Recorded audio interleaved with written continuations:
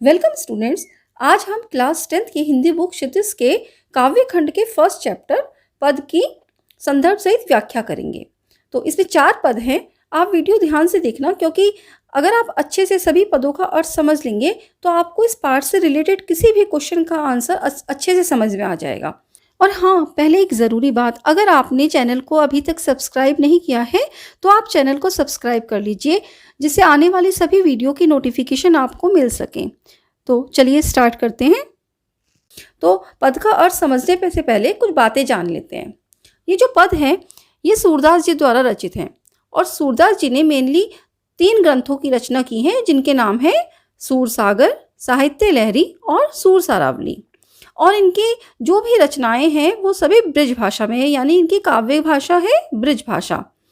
अब जो ये हम पद पढ़ने जा रहे हैं वो सूरसागर के भ्रमर गीत से लिए गए हैं। अब ये भ्रमर गीत क्या है?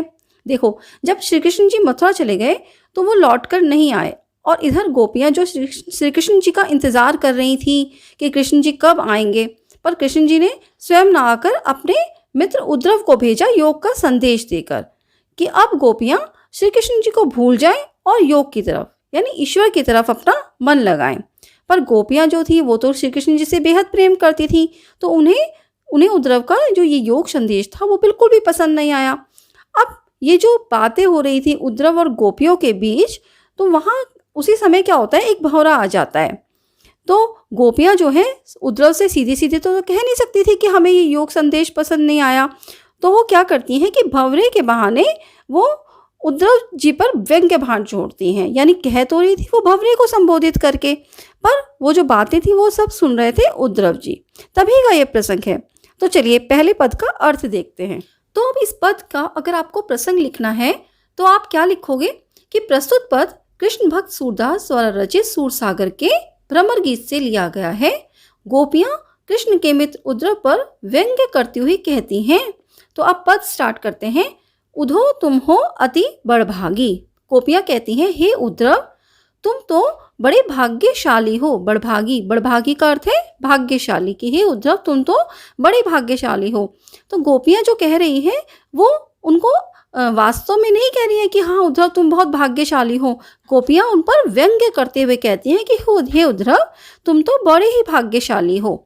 अप्रस रहत स्नेह तगा तैं। अप्रस अछूते रहे, स्नेह क्या होता है, प्रेम, तगा धागा, तैं।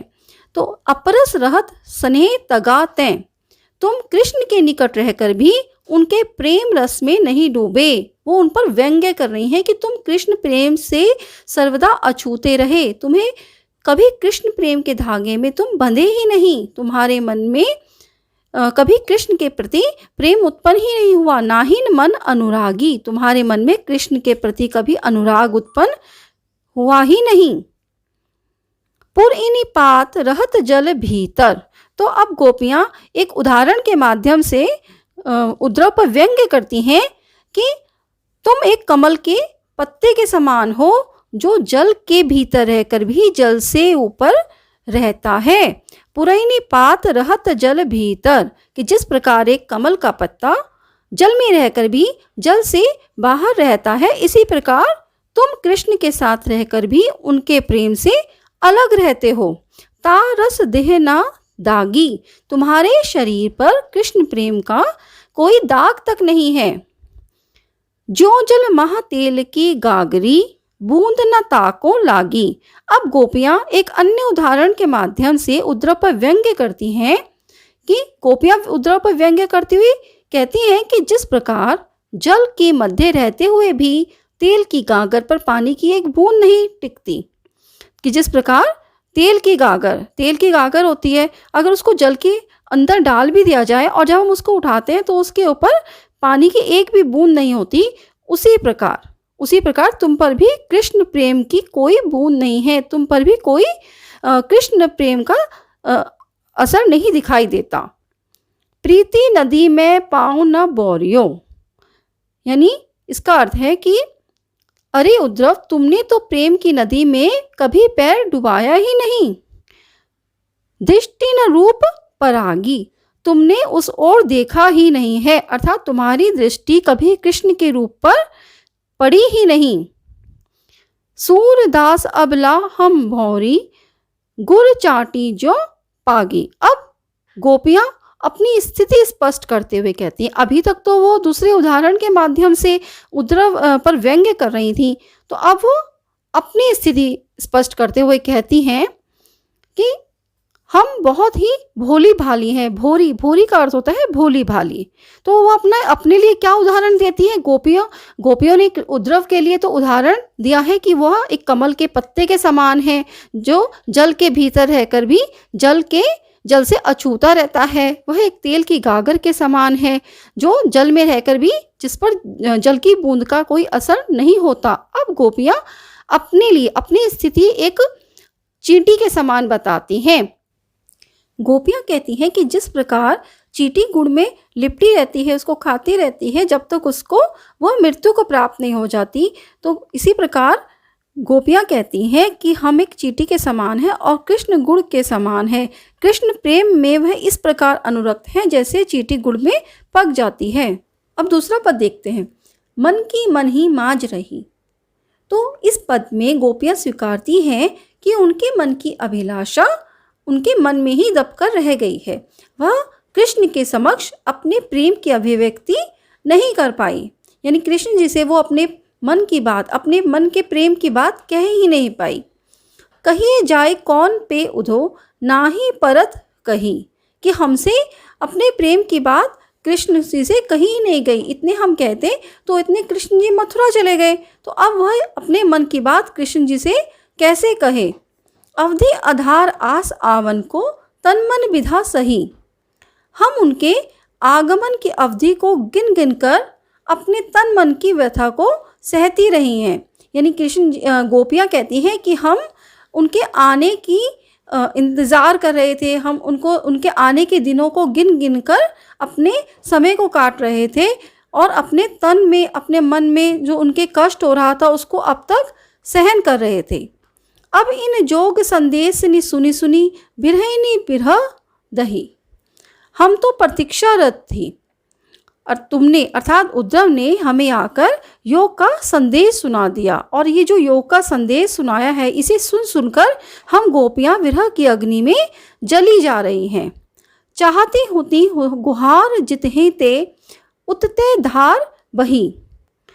गोपियां कहती हैं हम तो पहले से ही वियोगिनी थी, तुम्हारे योग के उपदेश ने हमें विरह अग्नि में जलाकर और दर्द दे दिया। हमें जिस प्रकार हम जिस ओर पुकार करना चाहते थे, अब जब हम कोई कष्ट में होते हैं तो हम जो हमारे कष्टों को हर रहे हैं हम उन्हीं की ओर गुहार लगाते हैं, पर हम तो अब हम किसको गुहार लगाएं, हम अब किसे पुकारें?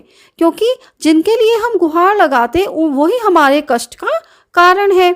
तो हमें उसी ओर से यह योग की धारा हमारे लिए बहने लगी है, तो हम किस प्रकार हम किसे अपनी व्यथा सुनाएं, हम किसको गुहार लगाएं? तो तुमने प्रेम धारा के स्थान पर योग संदेश की धारा ही बहा दी।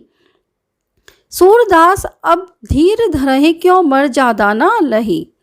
तो अब गोपियां कहती हैं, सूरदास जी कहते हैं कि अब गोपियां कहती हैं कि अब हम कैसे धैर्य धारण करें, अब कोई मर्यादा शेष ही नहीं रही गई है। अर्थात गोपियां कृष्ण जी से अपने प्रेम की बात कहती है, अब उन्हें पर पुरुष को यानी उद्धव को अपने मन की बात कहनी पड़ रही है, अपने प्रेम की बात कहनी पड़ रही है, तो फिर अब वह मर्यादा ही शेष नहीं रह गई है। अब तीसरा पद देखते हैं। इस पद में गोपियों का श्री कृष्ण के प्रति प्रेम अभिव्यक्त हुआ है। हमारे हरि हारिल की लकड़ी। गोपियां उद्धव से कहती हैं कि हमारे कृष्ण तो हमारे लिए हारिल पक्षी की लकड़ी के समान हैं। अर्थात जिस प्रकार हारिल पक्षी लकड़ी के आश्रय को नहीं छोड़ता, उसे ही अपना जीवन समझता है, उसी प्रकार हम कृष्ण का आश्रय नहीं छोड़ सकती। मन क्रम वचन नंद अनंदन उर यह दृढ़ पकड़ी पकड़ी।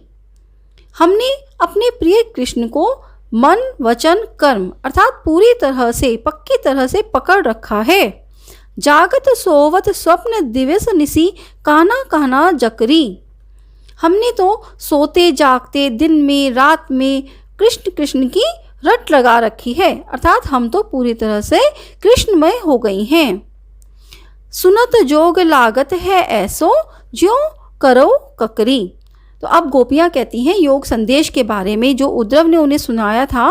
तो गोपियाँ कहती हैं कि हमें तो उनका ये योग संदेश जो है वो कड़वी ककड़ी के समान प्रतीत होता है।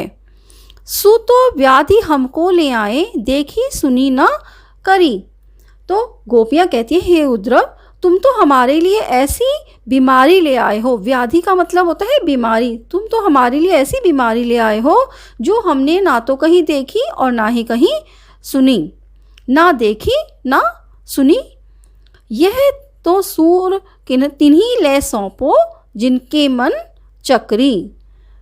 तो गोपियाँ कहती हैं कि इस योग की आवश्यकता तो उनको है जिनका मन चक्री के समान घूमता रहता है, अतः इसे उन्हीं को सौंप दो। हम तो पहले से ही कृष्ण के प्रति एकनिष्ठ प्रेम बनाए हुए हैं, हमारा मन भ्रमित नहीं है। इस योग की आवश्यकता तो उन्हें है जिनका मन चक्री के समान है। अंतिम पद देखते हैं। इस पद में गोपियाँ श्री कृष्ण को राजनीतिज्ञ कहते हुए उल्हाना देती हैं। हरि है राजनीति पड़ी आए। गोपियाँ कहती हैं कि हे उद्धव, अब कृष्ण ने भी राजनीति पढ़ ली है। समुझी बात कहत मधुकर के। अब ये जो बात कह रही हैं ये कह रही हैं भंवरे को इशारा करके, भंवरे को संबोधित करके। तो क्या कहती हैं कि समुझी बात कहत मधुकर के, समाचार सब पाए। तो उद्धव, हम तो ये बात कहते ही सब समझ गई, हमें तो सभी समाचार मिल गए। एक अति चतुर होते पहले हो, अब गुरु ग्रंथ पढ़ाए। गोपियाँ कहती हैं कि एक तो कृष्ण पहले से ही बहुत चतुर थे और अब उन्होंने ग्रंथ भी पढ़ लिए हैं। बड़ी बुद्धि जानी जो उनकी जोग संदेश पठाए। यह उनकी बढ़ी हुई बुद्धि का ही प्रमाण है कि उन्होंने हमारे लिए योग का संदेश भेजा है। उधो भले लोग आगे के परहित डोलत धाए। गोपियाँ कहती हैं कि आगे के पहले के लोग बहुत ही भले थे, जो परहित के लिए भी भागे चले आते थे। अब अपने मन फेर पाइए, चलत जो होते चुराए। क्या कह रही हैं गोपियाँ कि अब हम अपने मन को फिर से पालेंगे, यानी कि जो मन हमारा कृष्ण जी ने चुरा लिया था तो वो हम अपने मन को उनसे फिर से लेंगे और अपने मन को हम फिर से पालेंगे। ते क्यों अनीति करे आपुन, जे और अनीति छुड़ाए। वह हमारे ऊपर अन्याय क्यों करते हैं। गोपियाँ कह रही हैं कि गोपियाँ कहती हैं कि कृष्ण जी ने स्वयं न आकर उद्धव को भेजा और वह भी उनको योग का संदेश देकर हमें भेजा, हमारे लिए भेजा है, तो यह उन्होंने हमारे लिए अन्याय किया है। तो गोपियाँ कहती हैं कि वो हमारे ऊपर अन्याय क्यों कर रहे हैं, जिन्होंने दूसरों को अन्याय से छुड़ाया है। राज धर्म तो कहे यह सूर, जो प्रजा न जाई सताए। गोपियाँ उद्धव को राजधर्म की याद दिलाती हैं। तो राजधर्म यह कहता है, गोपियाँ कहती हैं कि राजधर्म यह कहता है कि प्रजा को सताया नहीं जाना चाहिए। Thanks for watching video. अगर वीडियो पसंद आए तो लाइक कर दीजिए और सब्सक्राइब करना ना भूलें, जिससे आने वाली सभी वीडियो की नोटिफिकेशन आपको सबसे पहले मिल सके। Thank you.